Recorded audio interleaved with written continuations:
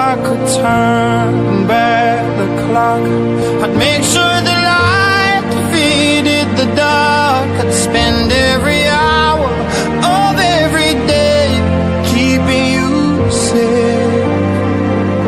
and I'd climb every mountain and swim every ocean just to be with you and fix what I คอยปลอบใจให้เจ้าได้หูคอยบอกไปใส่จากนี้จนวันสุดท้ายทั้งหมดลมหายใจจะมีแต่เจ้าเพียงคนเดียวคอยจะบอกมีวันเปลี่ยนใจจากเจ้าไปหาคนใหม่